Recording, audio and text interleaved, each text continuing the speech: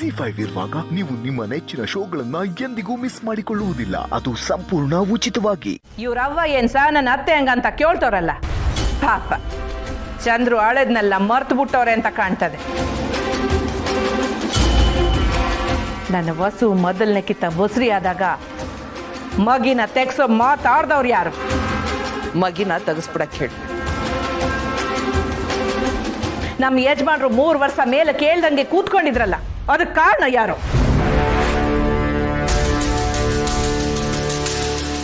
ಉಡು ಬಂಗಾರ, ಹಳೆದೆಲ್ಲ ಯಾಕೆ ಮಾತಾಡಿಯ? ಅರ್ಥ ಆಯ್ತಾ ಬಾಬಾ? ಹಿಂದೆ ನಿಮ್ಮ ಅವತ್ತೆಪ್ಪಾಗಿ ನಡ್ಕೊಂಡಿರೋದಕ್ಕೆ ಅವತ್ತು ಸವಾಸ ಬೇಡ ಅಂತಿರೋದು. ಹಾಗಾದ್ರೆ ನಿಮ್ಮಿಬ್ಬರ ಪ್ರಕಾರ ಜನ ಬದಲಾಗೋದೇ ಇಲ್ವಾ? ತಪ್ಪನ್ನ ತಿದ್ಕೊಳ್ಳೋದಕ್ಕೆ ಅವಕಾಶ ಕೊಡ್ಲೇಬಾರ್ದಾ? ಕಟ್ಟಿ, ನೀನು ಸ್ನೇಹ ಕೊರಳಿಗೆ ಬಲವಂತ ತಾಳಿ ಕಟ್ಟಿದಾಗ ಸ್ನೇಹ ನಿನ್ನನ್ನು ಯಾಕೆ ಕ್ಷಮಿಸೋದಿಲ್ಲ ಹೇಳು? ನೀನು ಬದಲಾಗಿದೆಯಾ ನಂಬಿಕೆ ಮೇಲೆ ತಾನೇ?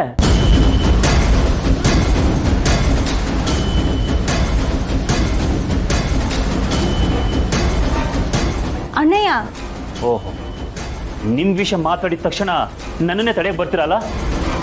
ಬಾಬಾ, ಯಾಕೆ ಹಿಂಗೆ ಜಗಳಿಗೆ ಬಿದ್ದು ಮಾತಾಡ್ತಿದ್ದೀರಾ?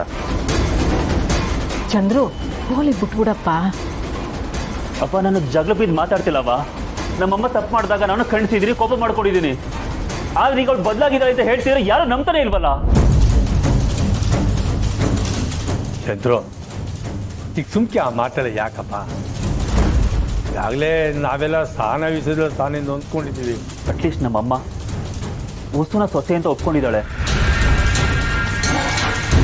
ಅಷ್ಟೇ ಸ್ನೇಹನ ಸೊಸೆ ಅಂತ ಒಪ್ಕೊಂಡಿದ್ದಾರ?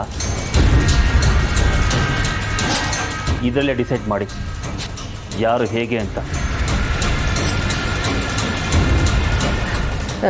ಅಮ್ಮರೇ, ನೀವು ತಪ್ಪು ತಿಳ್ಕೊಳಕ್ ಹೋಗಬೇಡಿ.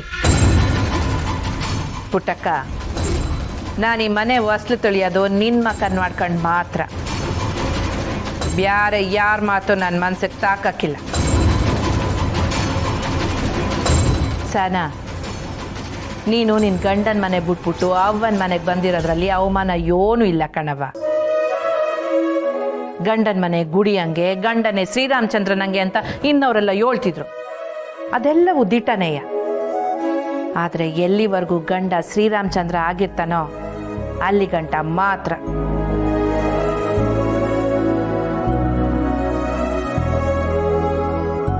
ಗಂಡ ಶ್ರೀರಾಮಚಂದ್ರ ಆಗಿರ್ದೆ ರಾವಣ ಆಗಿ ನಮ್ಮ ವಿರುದ್ಧ ನಿಂತವನೆ ಅಂತ ಗೊತ್ತಾದ್ಮ್ಯಾಕು ಅಲ್ಲೇ ಉಳ್ಕೊಂಡ್ರೆ ಅದು ಹೆಣ್ಕುಲಕ್ಕೆ ಮಾಡೋ ಅವಮಾನ ಕಣವ.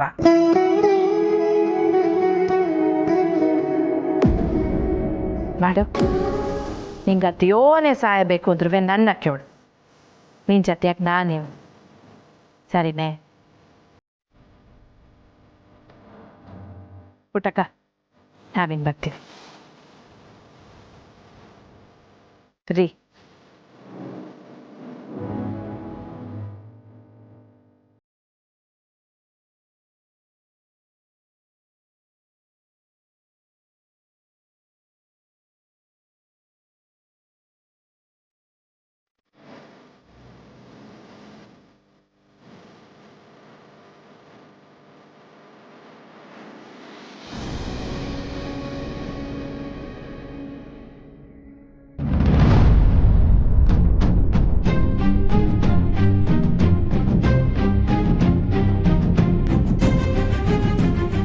ಯಾಕೆ ಮಾವಯ್ಯ?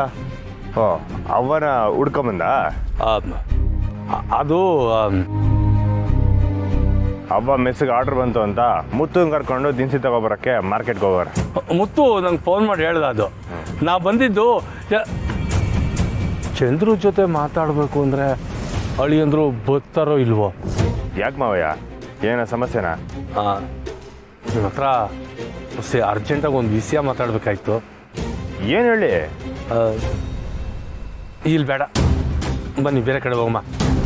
ಸರಿ, ಬನ್ನಿ ಎತ್ತಿ.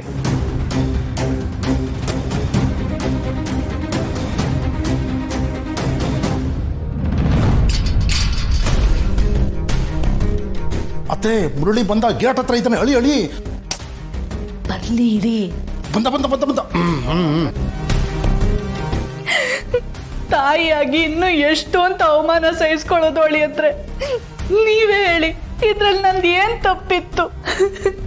ನಮ್ಮನೆ ಮಾನ ಮರ್ಯಾದೆ 3 ಕಾಸಿಗೆ ಹರಾಜಾಗೋಯ್ತು. ಏನಾಯ್ತಮ್ಮ? ಯಾಕೆ ಅಳ್ತಾ ಇದೀಯಾ? ಏನಂತ ಹೇಳಿ ಮುರಳಿ, ಇವತ್ತು ನಮ್ಮ ಅತ್ತೆಗಾಗಿರೋ ಅವಮಾನ ನೋಡಿದ್ರೆ ಅವ್ರು ಬದುಕಿರೋದೇ ಹೆಚ್ಚು. ಅಮ್ಮ, ಹೌದಪ್ಪ, ಏನು ತಪ್ಪೇ ಮಾಡ್ದಲೇ ಇರೋ ನನ್ನ ಮೇಲೆ ನಿಮ್ಮತ್ತೆ ಮಾವ ಸ್ನೇಹ ಕಂಟಿ ಅಷ್ಟೇ ಯಾಕೆ ನಿನ್ನ ಹೆಂಡತಿ ಕೂಡ ಏನೇನೆಲ್ಲ ಅಪವಾದ ಹೊರಿಸಿದ್ರು ಗೊತ್ತಾ?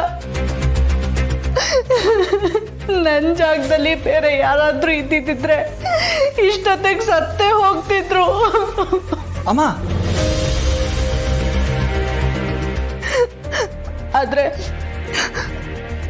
ಆದ್ರೆ ನಾನ್ ಸಾಯಲ್ಲ.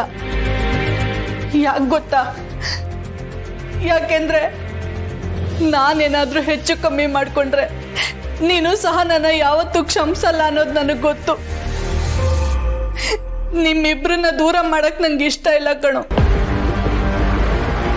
ಅದಕ್ಕೆ ನಾನು ಸುಮ್ಮನಾದೆ. ಸಹನ ಅವರಲ್ಲಿ ಮುರಳಿ, ಅವರಪ್ಪ ಈ ಮನೆ ಕಾಟ ತಪ್ತು ಅಂತ ನಿಮ್ಮ ಸಹನಾರ್ನ ಮೆರವಣಿಗೆ ಮಾಡ್ಕೊಂಡು ಕರ್ಕೊಂಡೋದ್ರು. ಏನು? ಹ್ಞೂ ಮುರಳಿ, ನೀನು ಸಹನವ್ರ ಮೇಲಿಟ್ಟಿರೋ ಪ್ರೀತಿ ಆಗಲಿ ಕಾಳಜಿ ಆಗಲಿ ಅವ್ರಿಗೆ ಅರ್ಥ ಆಗ್ತಿಲ್ಲ. ನೀನು ಸಹನವ್ರಿಗೆ ಹುಷಾರಿಲ್ಲ, ಅವ್ರು ಮೆಂಟಲಿ ಡಿಸ್ಟರ್ಬ್ ಆಗಿದ್ದಾರೆ, ಅವ್ರನ್ನ ಡಾಕ್ಟರ್ ಹತ್ರ ಹೋಗಿ ಚೆಕಪ್ ಮಾಡಿಸ್ಬೇಕು ಅಂತ ಹೇಳ್ತಿದ್ರು ಕೂಡ ಅವ್ರಿಗೆ ಯಾರಿಗೂ ಕಿವಿಗೆ ಬೀಳ್ತಿಲ್ಲ. ನೀನೇ ಲೆಕ್ಕ ಹಾಕು. ಹೌದು ಕಣೋ ಮುರಳಿ, ನಿಜ ಹೇಳಬೇಕು ಅಂದ್ರೆ ಸಹ ನನಗೆ ಇಲ್ಲಿರೋದಕ್ಕೆ ಇಷ್ಟ ಇಲ್ಲ ಕಣೋ. ಅತ್ತೆ ಏನು ಹೇಳಿಲ್ವಾ?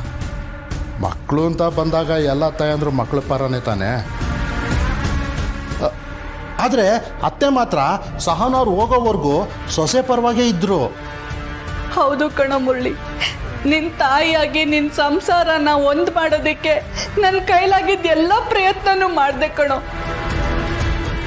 ಅವ್ರ ಕಾಲ್ಗೂ ಬಿದ್ದೆ, ನನ್ನ ಮಗ ಬರೋವರೆಗೂ ಇರಿ ಅಂತ.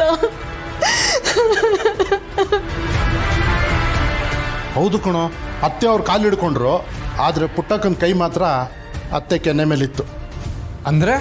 ಅಂದ್ರೆ ನಿಮ್ಮತ್ತೆ ನಮ್ಮ ಅತ್ತೆಗೆ ಓಡಿದ್ರು. ಅಮ್ಮ,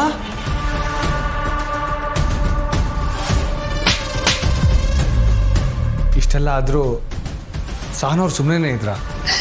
ಮನೆ ಬಿಟ್ಟು ಹೋಗ್ಲೇಬೇಕು ಅಂತ ನಿರ್ಧಾರ ಮಾಡೋರ್ಗೆ ಸಣ್ಣ ನೆಪ ಸಾಕು ಕಣೋ ದೊಡ್ಡದ್ ಮಾಡೋದಿಕ್ಕೆ. ಹೋಗ್ಲಿ ಬಿಡು, ಅವ್ರು ಹೊಡೆದ್ರು ಅಂತ ನನ್ಗೇನ್ ಬೇಜಾರಿಲ್ಲ. ನೀನ್ ನೊಂದ್ಕೋಬೇಡ. ನಡಿ, ಕೈ ಕಾಲು ಮುಖ ತೊಳ್ಕೊಂಡ್ ಬಾ, ಊಟ ಬಡಿಸ್ತೀನಿ. ಮುಳ್ಳಿ ಮುಳ್ಳಿ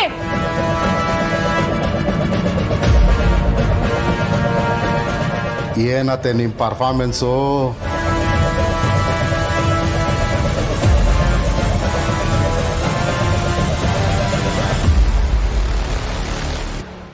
ZEE5 ಆಪ್ ಡೌನ್ಲೋಡ್ ಮಾಡಿ ಎಲ್ಲಾ ಸಂಚಿಕೆಗಳನ್ನು ಸಂಪೂರ್ಣ ಉಚಿತವಾಗಿ ನೋಡಿ.